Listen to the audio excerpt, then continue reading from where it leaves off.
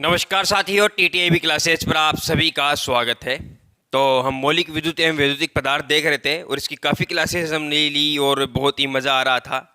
तो सबसे पहले तो मैं आप सभी से पूछना चाहूँगा कि कैसे चल रहा है आपका संघर्ष भरा जीवन। तो देखिए, संघर्ष करते जाइए, एक दिन सफलता आपकी हथेलियों में जरूर होगी।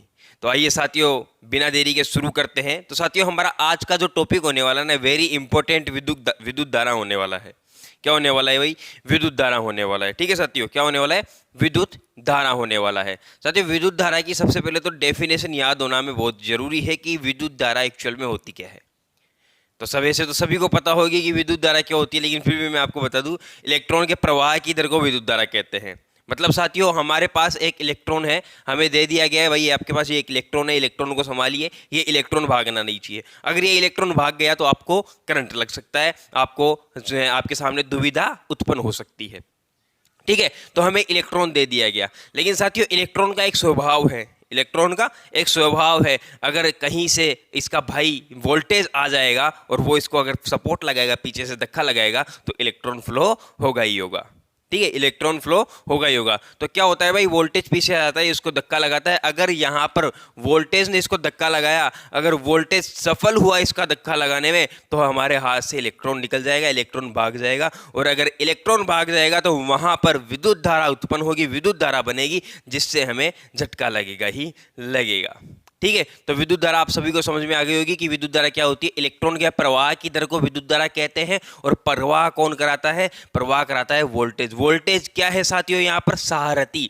जैसे कि श्री कृष्ण अर्जुन के सहारथी बने थे, ठीक है, अर्जुन को लेकर के जा रहे थे, उसी प्रकार यहाँ पर वोल्टेज को सहारथी माना गया है। और वोल्टेज जो है करंट को आगे लेकर के जाती है। बात समझ में आ गई? करंट को आगे लेकर के जाती है। तो यहाँ पर विद्युत धारा की डेफिनेशन आपको याद रखनी है। लेकिन साथियों, सवाल ये है कि सर इसकी स्पीड क्या होती है? जैसे कि मान लीजिए कि हम दौड़ते हैं, तो हम कितनी स्पीड से दौड़ते हैं भाई?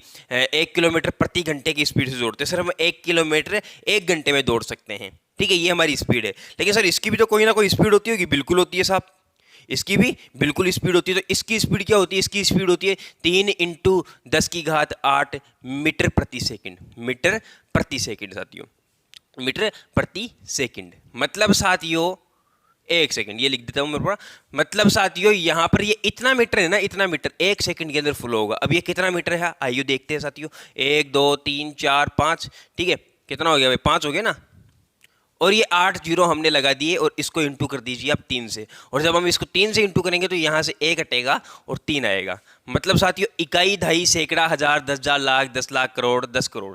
मतलब साथियों 30 करोड़ मीटर। ठीक है, 30 करोड़ मीटर 1 सेकंड में फ्लो हो जाती है हमारी विद्युत धारा, हमारी विद्युत धारा। तो साथियों विद्युत धारा जो है, इसको हम ए से प्रदर्शित करते हैं। ठीक है, हम इसको ए से प्रदर्शित करते हैं। और ए से ए क्या है साथियों? यहाँ पर एम्पियर है, सॉरी एम्पियर है साथियों। क्या है भाई? एम्पियर है। मतलब साथियों, जो एम्पियर है विद्युत धारा का मात्रक होता है। क्या होता है? मात्रक होता है। और इस मात्रक को हम ए से प्रदर्शित करते हैं।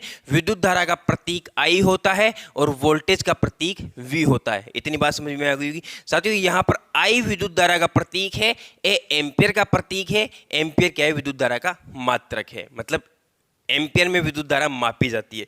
जैसे कि मान लीजिए वजन है तो वो वजन, लेकिन मापा किस में जा रहा है? किलो में मापा जा रहा है। ठीक है तो वजन, लेकिन मापा किलो में जा रहा है। जैसे कि पानी है लेकिन वो मापा लीटर में जा रहा है। ऐसा थोड़ी कहते हैं कि हम इतना पानी है, ठीक है, 10 पानी है, 5 पानी है, ऐसा नहीं कहते ना।